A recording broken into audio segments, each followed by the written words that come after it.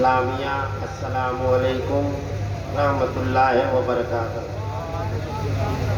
नहमदहू व नुसल्ली अला रसूलिहिल करीम, अम्मा बाद, औज़ु बिल्लाहि मिनश शैतानिर रजीम, बिस्मिल्लाहिर रहमानिर रहीम।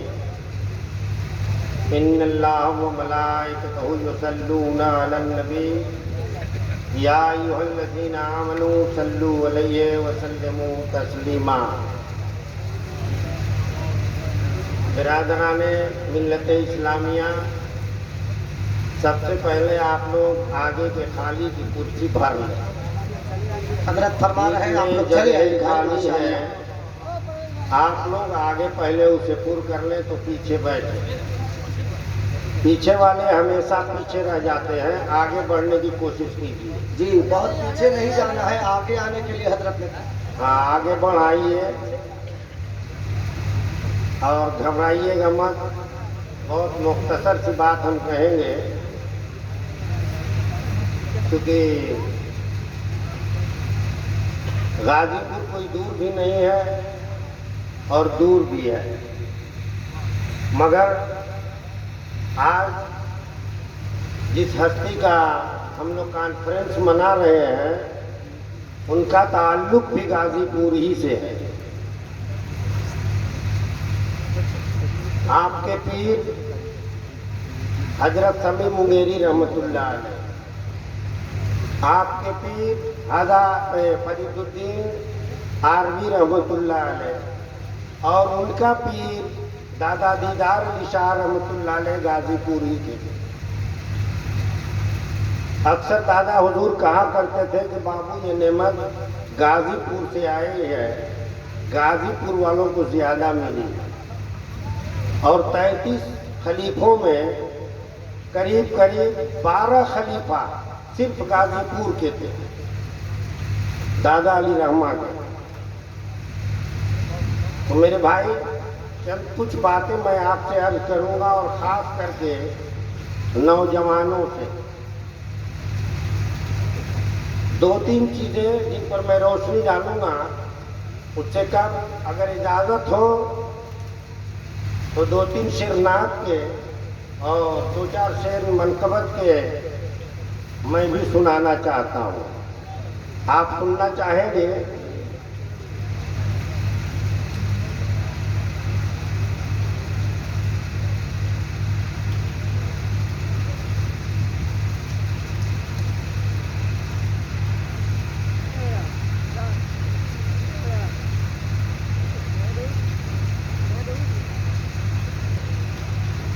राग हमारा उतना अच्छा गला नहीं है, लेकिन मोहब्बत से पढ़ रहे हैं कि क्यों न जाओ फिदा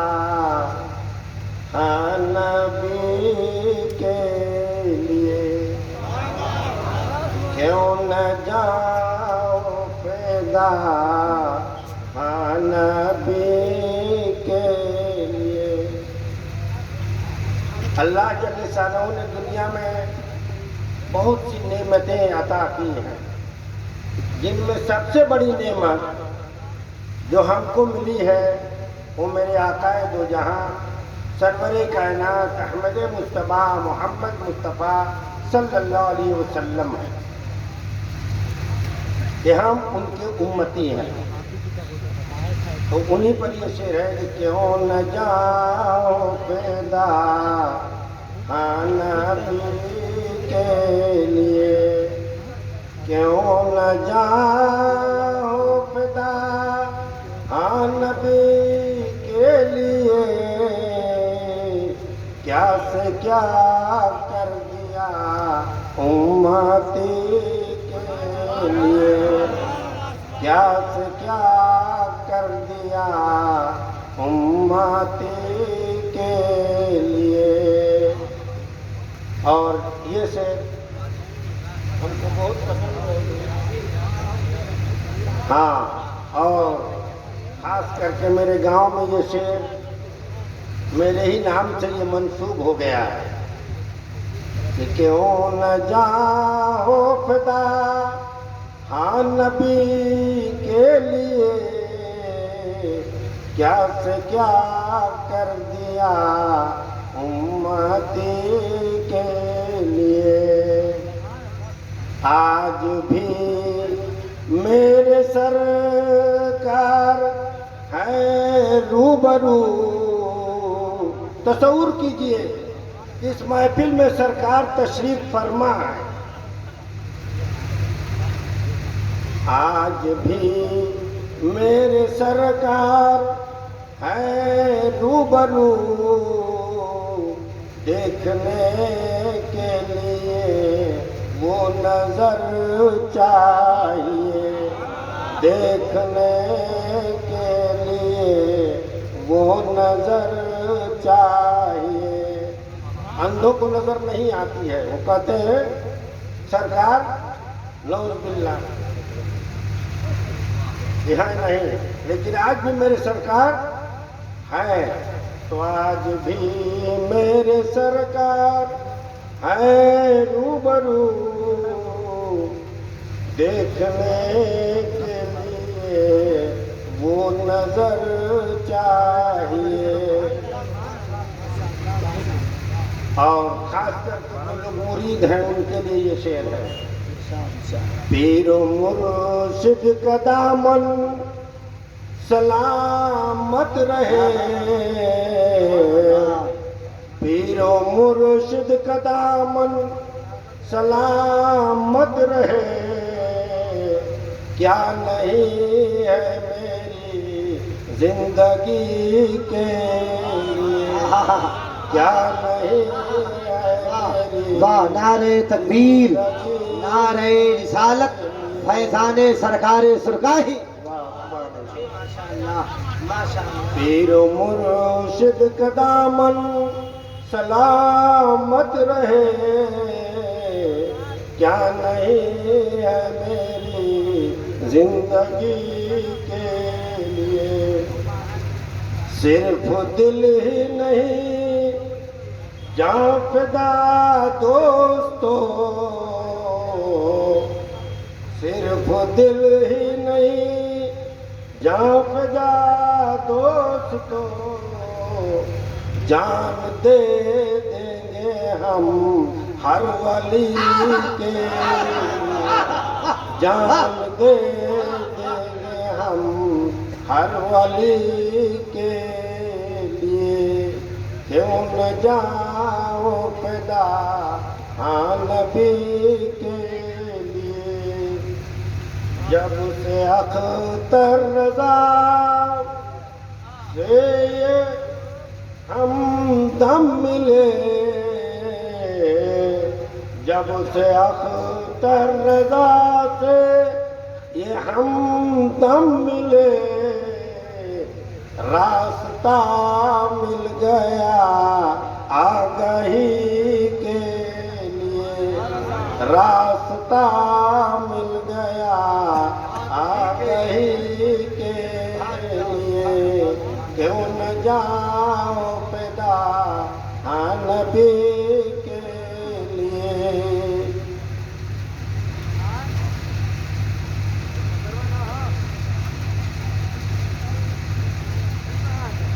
और दादा अली रहमान के शेर शान में बस 4 मिसरा पढ़ेंगे इंशाअल्लाह ताला। कि लब पे तेरे अली का जो नाम आ गया। लब पे तेरे अली का जो नाम आ गया। लब पे तेरे अली का जो नाम आ गया। देखिए मेरे मुश्किल में काम आ गया। देखिए मेरे मुश्किल में काम आ गया। गुलशने जिस्त मेरा महकने लगा। गुलशने जिस्त मेरा महकने लगा। जब मेरे नाम उनका पयाम आ गया। जब उनका पयाम आ गया, समय उल्फत है रोशन भटोना में आज, समय उल्फत है रोशन भटोना में आज, जब से तेरे अली का गुलाम आ गया, जब से नारे तकबीर, नारे रिसालत, सरकारे सुरकाही कॉन्फ्रेंस, फैजाने तेगे अली, गुलामाने तेगे अली। आखिरी शेर काट दिए बीच में कि काश महशर में कह दे ये तेरे अली, काश महशर में कह दे ये तेरे अली, देखो देखो ये मेरा गुलाम आ गया, देखो देखो ये मेरा गुलाम आ गया, लब पे जब से मेरे बिरादरान मिल्लत इस्लामिया, क्योंकि हम लोग आलिम नहीं हैं तो उतनी लक्ष्यदार तकलीफ करेंगे, लेकिन दो तीन चीज़ें हम हर जगह हमारे महफिलों में दिखाई दे रही है, खास करके अपने अजीज भाइयों बच्चों से। ऐसे जिस सूरत का तिलावत किया मैंने उस पर तकरीर हो चुकी है, इन्नल्लाह व मलाइकतहु युसल्लूना अलन नबी या अय्युहल्लज़ीना आमनू सल्लू अलैहि व सल्लिमू तस्लीमा। ये मेरे दुनिया में कोई भी इबादत फर्ज को छोड़कर इससे बेहतर नहीं है कि मेरे नबी पर दरूद पढ़ा जाए। फर्ज के बाद अगर कोई अमल है तो उसमें दरूद शरीफ की अफजलियत सबसे ज्यादा है। सिर्फ एक वाकया आपको सुना के आगे मैं बढ़ जाऊंगा। एक बुजुर्ग थे जिनका नाम था सुलेमान हजौली। तो सुलेमान हजौली रहमतुल्लाह अलैह कहीं सफर पर जा रहे थे, असर का वक्त था और वजू करने के लिए कहीं पानी मैसर नहीं था। इधर उधर घूम रहे थे, देखा तो बगल में एक कुआं था मगर डोल नहीं था कुएं पर। आप वहां तशरीफ ले गए, परेशान हाल थे, मगर थोड़े ही दूर पर एक बच्ची थी जो सिन्ने बुलूग को अभी पहुंच रही थी। वो ये माजरा देख रही थी, पहुंच गई कुएं पर, कहा अरे इमाम हजौली आप वक्त के इमाम हैं, क्या देख रहे हैं? कहा डोल तो है नहीं, असर का वक्त है, वजू करना है। तो कहा ये कौन सी बड़ी बात है? उसने अपना लोआब निकाला, कुएं में डाल दिया। उसके लोआब का डालना था कि कुएं का पानी जोश मारने लगा, ऊपर चला आया। उन्होंने वजू किया, नमाज असर अदा की और फौरन दो आ गए। कहा ए बेटा तू बता दे कि तू कौन सी इबादत करती है जो तुझे इतना बड़ा मर्तबा मिला? बच्चे ने कहा मैं कोई इबादत नहीं करती, मगर रोजाना अपने आका पर 500 मर्तबा दरूद जरूर भेजती है, वो उसी का सदका है। इमाम हजौली ने उसी दिन पुख्ता इरादा कर लिया कि मैं इस पर एक किताब लिखूंगा। हजरात उलमाए इकराम जानते हैं, उन्होंने एक किताब लिखी जिसका नाम है दलाइलुल खैरात। उसके पढ़ने के लिए भी खिलाफत और इजाजत की जरूरत पड़ती है। 8 दिन पढ़ा जाता है, 8 दिन का मामला। तो भाई कम से कम जब ये लोग कहते हैं कि जरा दरूद सुनाइए, तब भी आप लोग खामोश रहते हैं। ऐसे नहीं पढ़ते तो कहने पर तो कम से कम पढ़िए। तो एक बार हमें भी सुना दीजिए बुलंद आवाज़ से दुरूद शरीफ। अल्लाहुम्मा सल्ली अला सय्यिदना मौलाना मुहम्मदिन नबील उम्मी व अला आलिहि व बैतिही व सहाबिही व बारिक व सल्लिम सलातन व सलामन अलैका या रसूलल्लाह सल्लल्लाहु अलैहि वसल्लम। दूसरी बात ये कहनी है कि हम लोग जहाँ भी जाते हैं भीड़ लग जा रही है हजरत, तनी तबीयत चाहिए। काहे के तबीयत चाहिए भाई? तो अम्मा रोती हुई आती है, लइकवा मानत नहीं है। हम ही कहा तनी पतोहियों के जानो हमरों के जानो, मगर मेरे भाई जान लो। अभी जवाहर भाई ने शेर पढ़ा, खुदा की कसम स्टेजे से रसूल से कह रहा हूं कि उससे बड़ी नेमत दुनिया में कोई है ही नहीं, जितनी बड़ी नेमत मेरी माँ है। आपने सुना होगा दादा हुजूर जब बच्चे थे, ये वाकया मशहूर है कि उनकी माँ गोद में लेके सोती थी, रात को जब जागती थी तो देखती थी बेटा मेरे गोद में नहीं है, तलाशती थी तो पता चलता था पैताने।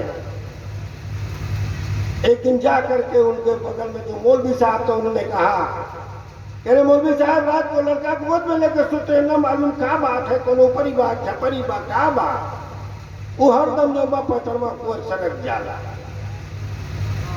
तो मौलवी साहब ने कहा अम्मा आपको मालूम नहीं है, ये वो बच्चा नहीं है जो आम बच्चा है, ये बच्चा अपने वक्त का वली है और ये आज ही से दर्श दे रहा है कि माँ के कदमों के तले जन्नत है, उन्हीं कदमों में चला जाता है। तो ये माँ है। आगे बढ़ेंगे। मैंने एक वाकया पढ़ा, एक बहुत पाए के बुजुर्ग थे मोहम्मद इसहाक, हज पर गए, हज किया और पता लगा हज किसका कबूल हुआ किसका नहीं हुआ। पता चला फला आदमी का हज कबूल नहीं हुआ। कोई खुरासानी थे, उनका नाम हमको भूल गया है कैसे, उनकी तलाश में पहुंचे, पूछा हुजूर क्या बात है, हज में इतने लोग आए आपकी हज क्यों कबूल नहीं हुई? कहा क्या कहें, नशे के हालत में थे, घर में पहुंचे, अम्मा आ गए, उन्होंने कुछ कहा, गुस्सा आया, मैंने हाथ से मार दिया, बगल में आग था, मेरी माँ उसी में गिर के जल गई। आज मैं 40 साल से आ रहा हूं हज करने और हर साल यही सदा मिलती है कि तुम्हारी हज कबूल नहीं हुई। मगर कुर्बान जाइए उस माँ पर। इसहाक बड़े गमगीन हालत में सोए कि बताइए इतना पाया का बुजुर्ग 40 बरस से हज कर रहा है, हज कबूल नहीं हो रही, जहन्नम में चला जाएगा। रात को सोए तो ख्वाब देखा, सरकार आका दो जहां सरवर कायनात सल्लल्लाहु अलैहि वसल्लम तशरीफ ले आए। कहा क्या बात है साहब, क्यों गमगीन होते हो? कहा हुजूर इतने पाए के बुजुर्ग 40 साल से हज कर रहे हैं, उसकी हज मकबूल नहीं, इबादत मकबूल नहीं, तो जहन्नम में जाएगा। कहा ये कैसे कहते तो जहन्नम में जाएगा? माँ की ममता तुझे मालूम नहीं है, हश्र का मैदान होगा, तमाम इबादत उसकी रायगा हो जाएगी, घसीट के जहन्नम की तरफ चला जाएगा। माँ खड़ा होकर देख रही होगी, जब जहन्नम के करीब पहुंचेगा तो मुड़ के देखेगा, जब मुड़ के देखेगा कि कहा ए माँ अब तो हम जहन्नम में जलेंगे, माँ की ममता उस वक्त जोश में आएगी और कहेगी अल्लाह पाक मेरे बेटे को मेरे आंख के सामने जहन्नम में मत डालो, मैंने इसका गुनाह माफ किया और उसे जन्नत में डाल दिया जाएगा। तो मेरे भाइयों ये दावा के साथ है, औरतें अगर सुन रही हो तो ये न कहेंगे कि पीर साहब ने कह दिया। बीवी एक नहीं 50 मिल सकती है, जिसकी बीवी जवानी में मर जाती है दूसरी शादी होती है कि नहीं होती है? अगर आपस में खटपट हो जाता है, तलाक होता है तो भी मिलती है। लेकिन कोई इस दुनिया में बता दे कि माँ के जाने के बाद किसी को माँ मिली हो, किसी को माँ मिली हो तो बता दीजिए। मेरी माँ एक कोठरी में बैठ के पढ़ती थी, मैं सुबह की नमाज को जाया करता था। अब जब लौट के आता था तो मेरे चप्पल की आवाज से मेरी माँ कहती थी और पर्दे के अंदर से के हमारे बच्चा बा आए। मैं वहीं लौट जाता, उनका चाय पीता था। खुदा की कसम, आज करोड़ों रुपया हम खर्च कर दे, ये आवाज सुनने को नहीं मिल सकता है। आखिरी बात, माँ की कितनी कीमत है। आज अभी एक आदमी ने कहा, अब हमको भूल गया कि हमने फर्ज अदा कर दिया। एक सहाबी थे, उमर रज़ियल्लाहु ताला अन्हु के जमाने में, उनकी माँ बड़ी बूढ़ी थी, तो जब वो गोद में उठाते थे तो पेशाब करते थे, धोते थे, धो करके फिर अम्मा को सुला देते थे। जाके कहा, ए खलीफतुल मुस्लिमीन, मैंने माँ का हक अदा कर दिया। कहा क्या किया? कहा मैं बचपन में जब छोटा था तो पेशाब कर देता था तो मेरी माँ धो देती थी। मेरी माँ बूढ़ी हो गई है, वो भी मैं गोद में लेता हूँ तो पेशाब करती है, मैं भी धो देता हूँ, तो फर्ज तो अदा हो गया। कहा कभी अदा नहीं हो सकता। तुम जब पेशाब करते थे तो तुम्हारी माँ पेशाब धो के धोआ देती थी कि मेरा बेटा जवान हो जाए, इसकी उम्र बढ़े, और तुम जब उसे धोते तो कहते हो कि मेरी माँ दुनिया से चली जाती तो अच्छा होता। दोनों में फर्क है। तो मेरे भाई, माँ का कदर करो। माँ के अलावा कोई इबादत नहीं है जिसको तुम दुनिया में हासिल करके भी, हजरत ने कहा कि जन्नत भी है, जहन्नम भी है। दूसरी चीज एक, आजकल खास करके आप लोगों से मेरी दरखास्त है, क्योंकि मेरा ताल्लुक स्कूल से है। जी, मैं Nusrat Khan memorial inter college महल का प्रिंसिपल हूँ, और अपने बच्चों को खास करके तालीम के मसले में देखता हूँ तो बड़ा अफसोस होता है। एक हरिजन का बच्चा है जो मजदूरी पे पलता है, लेकिन उसकी माँ, उसका बाप सुबह में कहाँ जाते रहे? तो रही स्कूल जाए के बाद जिंदगी भर यह करबा, मटिया घास करबा, बढ़े जा। और जो कौम, मेरा चैलेंज है, किसी कौम के किताब में नहीं आया है सिवाय इस्लाम के कि हर मुसलमान मर्द औरत को इल्म सीखना फर्ज है कि नहीं? और जिसके लिए फर्ज बनेगा वो पढ़ता नहीं है। और आप शिकवा करते हैं, शिकायत करते हैं, फलवा हमके लेत नहीं के, भर्ती नहीं खेले, रह गया कि शिकायत तो हमारा काम हो गया है ज्यादा। अभी हम तारीफ नहीं करते, मत समझिएगा। हमारे यूपी में भाजपा सरकार है, योगी सरकार, इससे पहले थी अखिलेश सरकार। तो हम जाहिरी ज्यादा देखते हैं, बातें कम देखते। ये लोग मुंह से जहर उगलते हैं, अंदर से मान लीजिए जो भी है कि नहीं है, मगर अगली सरकार मुंह से कुछ नहीं बोलती थी, आपको मरहम लगाती थी, अंदर से खोखला कर देती थी। उनके जमाने में सिर्फ 2 IAS यूपी में पैदा हुए मुसलमान पास हुए, इसलिए कि वहाँ आहिरों की ये थी, उन्हीं को दिया जाता था। अभी पिछली सरकार में 2021 में, कोरोना कब लगा? 19 में, 20 में, 19 में यूपी में 40 मुसलमान बच्चे IAS पास हुए। 40 रिकॉर्ड हो गया। किसी भी भर्ती में आपका उतना ही है जितना आप पढ़ करके पास हुए, कहीं काटा नहीं गया। और इल्म सीख के आप जाएंगे तो आपको कोई नीचे झुका नहीं सकता। ना मोदी झुका सकते हैं, न जोगी झुका सकते हैं, ना नीतीश, लेकिन इल्म से हम खाली हैं। और इतने जान गए तो आप समझ लीजिए कि जब एक हरिजन का बच्चा अपना छोटे बच्चे को कहता है कि ये काम नहीं करना है, तो हम तो इल्म के मालिक हैं, और गुर्बत में ही इल्म है। तो मेरे भाइयों इल्म सीखो। आज इतना बड़ा महफिल सजा के गए हो, दो चीजें कसरत करके जाओ। जो बड़े हैं, मैं ये आपको पैगाम देता हूँ कि मैं जमीन बेचूंगा, जायदाद बेचूंगा और यहाँ तक से कि अपने को बेचूंगा। इसलिए बच्चे की तालीम के लिए, शादी के लिए नहीं, जहेज के लिए नहीं। ये सब तमाम चीजें सजावट जो हो रही हैं, ये सब चीजें आपके गले की फांस बनेगी। एक दिन उसका जवाब देना पड़ेगा कि आपने फजूल खर्ची क्यों किया, इसकी क्या जरूरत थी, क्या निकाह में फर्ज है, उससे निकाह नहीं होगा। मगर इल्म सीख लेंगे तो वो दौलत जो बेच रहे हैं वो दौलत आपके कदमों में आएगी। और उसको सीखिए और दौलत उसी पर सर्फ कीजिए।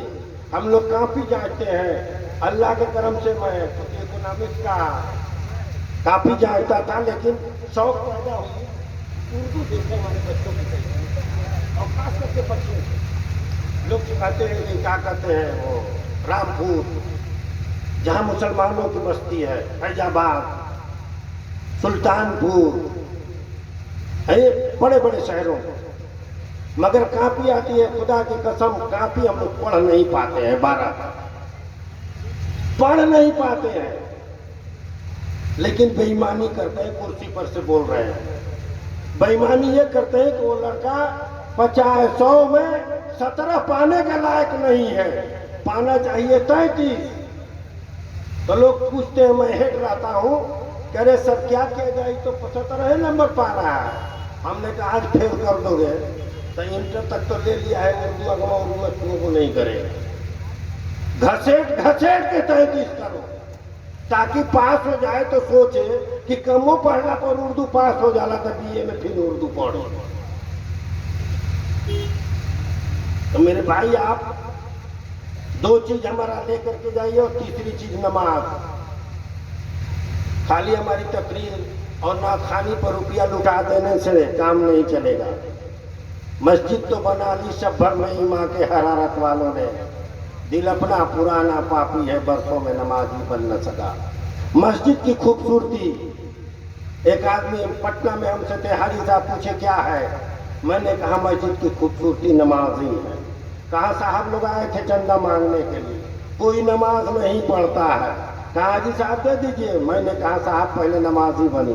कहा काफिर हो गई का मस्जिदियों कति पैसा नहीं खेते, कंजूस था, और हमको लोग निकालने लगे।